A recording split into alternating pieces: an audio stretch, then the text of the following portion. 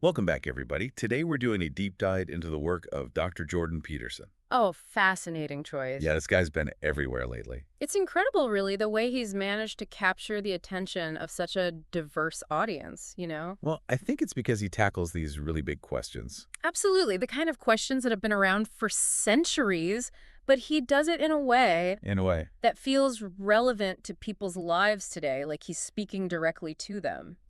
Yeah, like he's not afraid to get into the nitty-gritty of human experience. Exactly, and he's not afraid of controversy either, which is something I appreciate. Right, he definitely doesn't shy away from tough topics. No, he doesn't, which is probably why he's so polarizing. True. People either seem to love him or hate him. Well, we're not here to take sides or anything. No, absolutely not. We're here to explore his ideas. To really unpack some of his most important concepts. And we'll be focusing specifically on excerpts from his book, 12 Rules for Life. A great place to start. It's kind of like a distillation of his larger body of work, especially maps of meaning, which can be a bit dense. Oh, absolutely. Maps of meaning is a real deep dive. It is, but 12 Rules is a bit more accessible, I think. It is, and it gives you a good taste of his overall philosophy. Yeah. So what do you say? Let's dive in. Right. So one of the things that Peterson talks a lot about Mm. is the challenges that particularly millennials are facing today. Right, he's got some interesting thoughts about that generation. He does, and one of the things he argues is that millennials are facing this kind of dilemma A dilemma. where they're being taught, like, two completely contradictory things. Oh, interesting. Like what? Well, on one hand, there's this idea of moral relativism. Yeah, the idea that there's no absolute truth. Right, like it's all subjective, Everything is relative. Exactly. And while there's certainly some truth to the idea that perspective matters, Uh-huh. the problem with extreme relativism is that it doesn't offer any kind of solid ground. Right, like where do you go from there? It's like trying to build a house on sand. Yeah, like that. No foundation. Exactly. And then on the other hand, Yeah. millennials are also often faced with this very harsh critique Critique of... of traditional values and institutions. Oh, I see. So it's like they're caught in this push and pull Right. between this moral vacuum on one side Yes. and this, pressure to conform to a specific ideology on the other. It's no wonder a lot of them feel lost. Yeah, it's a tough spot to be in. Definitely. And this kind of leads us to another challenge Okay. that Peterson talks about, which is this modern obsession with happiness. Right, like happiness is the ultimate goal. Yeah, like if you're not happy, you're doing something wrong. But Peterson pushes back against this idea. He does, and especially in light of his, Is what? studies on the horrors of the 20th century. Right, all the wars and totalitarian regimes. Exactly. And he even quotes Alexander Solzhenitsyn. Oh, wow, the guy who survived the gulags. Yeah, Solzhenitsyn said that happiness is a pitiful ideology that can be shattered. Shattered. Yeah, shattered by the first real hardship in life. Mm. And having seen firsthand, Yeah. the depths of human cruelty, He knew what he was talking about. Solzhenitsyn understood that suffering Yeah. is an inevitable part of life. So it's not about avoiding suffering then. No, Peterson actually suggests that instead of chasing this fleeting happiness, Uh-huh. we should focus on finding meaning. Even in the face of suffering. Precisely. It might sound a bit bleak, It does. but Peterson believes this is the key to a richer, Richer. and more fulfilling life. Okay, I'm starting to see what he's getting at. It's about facing the challenges head on. Not pretending they're not there. Right, and finding meaning in the struggle itself. Instead of just seeking pleasure and comfort. That's it. It's a tougher path, Probable. but ultimately a more rewarding one. I can see that. It's about finding meaning, you said. It is, yeah. And this is where it gets really interesting. Oh, yeah. This is where Peterson brings in the lobsters. Yes, the famous lobster analogy. I gotta admit, I'm really curious about this. It's one of those things that makes you scratch your head at first, For sure. but it's really insightful once you dig into it. So how do lobsters relate to, To human behavior. yeah, Well, Peterson points out that lobsters, lobsters, come on. I know, they're not exactly the most charismatic creatures, Not exactly. but they actually share some surprising similarities with us humans, Really? Like what? particularly when it comes to their brain chemistry. Brain chemistry, lobsters. Yeah, and social dynamics. So you're telling me that these, like, bottom-feeding crustaceans, Well, I wouldn't call them bottom feeding. they do live on the ocean floor. Exactly. But anyway, yes, lobsters have a lot to teach us about how to live in the world. Okay, I'm all ears. It turns out that lobsters, like humans, have social hierarchies. Like pecking orders. So there's like a king lobster and all that. Well, not exactly a king, but there are dominant lobsters. I see. The ones who win the fights get the best territories, Okay. And their position in that hierarchy, Yeah. it actually impacts their brain chemistry. Like literally changes their brains. Well, in a way, yes. Wow. Specifically their serotonin levels. Right. Serotonin, that's The feel-good chemical. the mood regulator, yeah. Exactly, and it plays a big role in confidence and assertiveness. So the dominant lobsters, they have more serotonin. They do, which makes them, Bolder. bolder, more likely to take risks. Makes sense. And the subordinate lobsters. Well, they have lower levels of serotonin. So they're more like, Anxious, withdrawn maybe? exactly, less likely to challenge the top dogs. Wow, so it's like a chemical representation of their social status? It is, yeah. That's pretty amazing. It is, and it gets even more interesting. Does it? It does, because the brains of lobsters actually change physically based on their social standing. No way. Seriously. Yeah, if a dominant lobster is defeated, Oh, like dethroned. yeah, you could say that Okay. its brain basically restructures itself. To reflect its new lower position? Exactly. It's like their brains adapt to their social reality. That is so wild. But, okay, Yeah. how does any of this relate to us? I mean, To humans. yeah, we're not lobsters. Well, that's true, but Peterson's point is What's his point? that this basic biological drive for status, Right. it's not limited to lobsters. You think? We have dominance hierarchies too. Huh. And we're wired to respond to social status in similar ways Even if it's more complex than, than the lobster world. Oh, absolutely. yeah, way more nuanced. For sure, but the underlying principle is the same. So it's not just about being like, A bully. yeah, or trying to climb over everyone else. No, it's about recognizing that hierarchy is a fundamental part of nature. Okay. And understanding how it works can help us navigate our own social environments. More effectively, Precisely. It's about understanding the rules of the game, so to speak. the game of life. You could say that, and this brings us to something else Peterson talks about. Yeah. What that? Price's law and the Pareto distribution.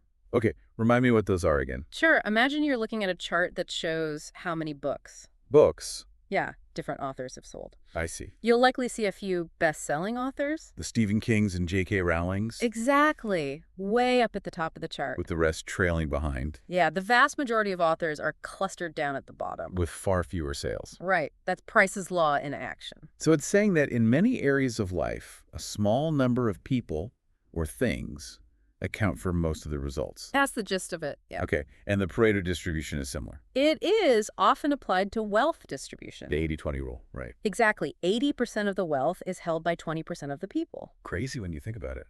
It is, and we see this pattern not just in wealth, but also in things like the size of cities, the popularity of websites. Even the number of words we use regularly. That's right. A small percentage of words make up the majority of our language. It's like this uneven distribution is just built into the fabric of reality.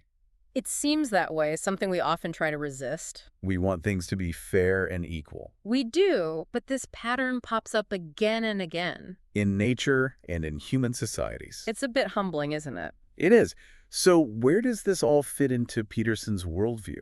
Well, he sees the world Yeah. and our experience in it Uh-huh. as this constant interplay between order and chaos. Like yin and yang. That's a great analogy. You have order represented by the white serpent, And chaos, the black serpent. eternally intertwined. So it's not about achieving perfect order then. No, or eliminating chaos completely. It's about recognizing that both forces are always at play. Finding a balance. A dynamic equilibrium. Exactly, and he also points out that change happens at different rates. Okay. Leaves change faster than trees, trees faster than forests. Weather faster than climate. That's it. Some things are more stable and enduring. While others are in constant flux. It's like this nested hierarchy of change. From the smallest things to the largest systems. And this understanding is crucial for understanding how evolution works, how societies adapt. Even how we grow and develop as individuals. And it leads us to another important idea, the need to confront chaos. To push back against the forces that threaten to overwhelm us. That's right.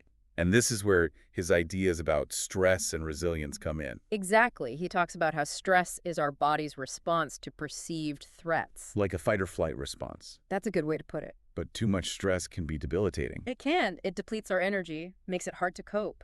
like having your foot on the gas and the brake at the same time. Perfect analogy. You're burning energy but not getting anywhere. And he uses the example of agoraphobia to illustrate this. Agoraphobia, that's... A fear of open spaces, crowds, that kind of thing. Yeah, and it can be really debilitating.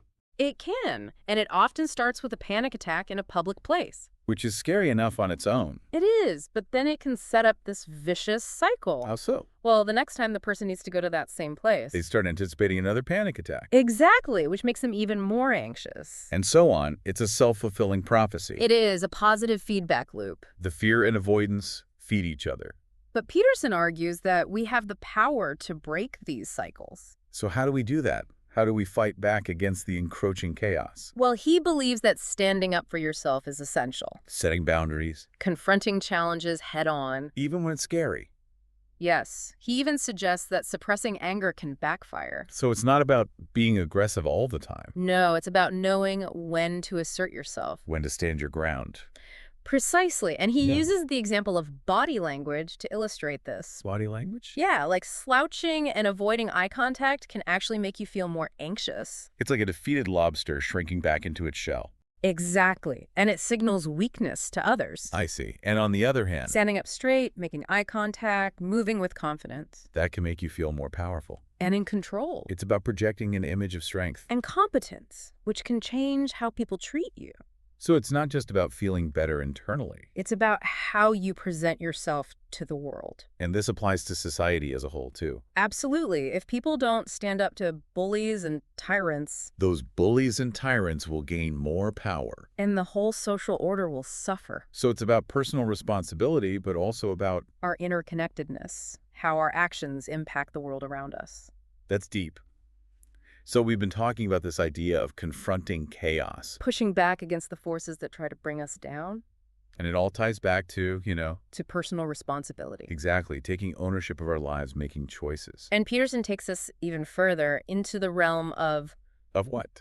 the stories we tell ourselves, the narratives that shape our perception of reality. Oh, interesting. Yeah, and he brings up this fascinating example of transplant rejection. Transplant rejections. It might seem like a strange jump, It does. but it really gets to the heart of how we deal with reality, even when it's difficult. Okay, I'm intrigued. Tell me more.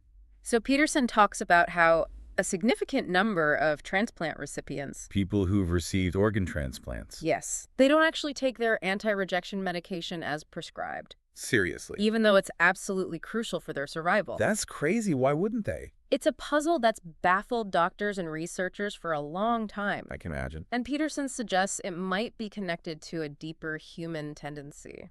What tendency is that? The tendency to deceive ourselves. To lie to ourselves. In a way, yes, to cling to stories that comfort us even when they're not true. So in this case, The transplant recipients might be rejecting the reality of their transplant, subconsciously. perhaps telling themselves they don't need the medication, that the risks aren't that serious. Even though they know, deep down, that's not true. It's a powerful example of how our minds can work against us. I see what you mean. And this tendency to deceive ourselves, So hold on to comforting narratives. even in the face of evidence to the contrary. It can have a huge impact on our lives. Think about it. Think about what? Have you ever avoided a difficult truth? Oh, I'm sure we all have at some point. Clung to a belief even when deep down you knew it wasn't entirely accurate? It's human nature to try to protect ourselves from uncomfortable realities. But as Peterson points out, ignorance is rarely bliss in the long run. Yeah, eventually the truth catches up with you. It does. Facing the truth, even when it's painful, is ultimately the path to growth and freedom. And this brings us to another story that Peterson explores. The Garden of Eden, Oh, wow, that's a big one. the story of Adam and Eve, the serpent, the forbidden fruit. What's Peterson's take on that? He uses it as a way to understand human self-consciousness. Our awareness of ourselves and the world? Exactly, and our unique capacity for moral reasoning. Because unlike animals, We're not just driven by instinct. right, we can make choices, we understand good and evil. And Peterson points out that this self-awareness, Yeah. it comes at a price. Like what? Well, we become aware of our own vulnerability. Our limitations, our mortality. It's like the serpent tempting Eve with the fruit of knowledge. Once we taste that fruit, there's no going back. We can't return to that state of innocent ignorance. It's a blessing and a curse. It is. We gain self-awareness, but we also inherit this existential burden The knowledge of our own mortality, and the possibility of suffering. that's heavy stuff. It is. And this is where Peterson's emphasis on personal responsibility comes in. Taking ownership of our lives, even in the face of this existential dread. He argues that the best thing we can do is strive to become the best versions of ourselves. To cultivate virtue, to create meaning in a world that often seems meaningless. It's like he's saying, okay, we're all in this crazy, chaotic existence together. Let's at least try to make something good out of it. Exactly. And his 12 rules for life offer practical guidance for doing just that. They're not just abstract philosophical ideas, They're concrete actions we can take to improve our lives. like stand up straight with your shoulders back. It's not just about posture, it's about cultivating a mindset of courage and self-respect. And that can have a ripple effect on our interactions with others. It can change how people perceive us, how they treat us. And all these small changes, they add up. They do. They help us navigate the world more effectively. And ultimately to create a better world for ourselves and for others. And one of the most powerful ways to do that How's that? is to tell the truth, To be honest with ourselves and with others. even when it's difficult. Peterson talks a lot about the dangers of lying. Not just to others, but to ourselves. Like those transplant patients refusing to accept the reality of their condition. Those lies can ultimately undermine our well-being and prevent us from reaching our full potential. It's about having the courage to face the truth. And to build our lives on a foundation of honesty and integrity. So where does this all leave us? What's the takeaway for our listeners? Peterson often says, meaning is the way, the path of life more abundant, the place you live when you are guided by love and speaking truth. It's a powerful message. What does that mean to you? It's a call to action, a challenge to examine our lives. To ask ourselves what truths we're avoiding. What steps we can take to start living a more meaningful, authentic life. It's about recognizing that we have the power to choose. To choose our response to the challenges of existence. We can choose to be victims of circumstance. Or we can choose to step up, tell the truth, aim upward, and create meaning, even in the midst of suffering. It's a tough path, but ultimately a rewarding one. And that's the essence of Peterson's message, I think. It's about embracing the complexity of life, the good and the bad. And striving to become the best versions of ourselves. Even when it's hard. Especially when it's hard. Well, this has been a really thought-provoking deep dive. It has. Peterson's work is always challenging. But also incredibly insightful. And I hope our listeners have found it valuable. Me too. There's always more to discover, more to learn, and more to become. That's the beauty of it. The journey never really ends. So keep diving, fellow knowledge seekers. Until next time.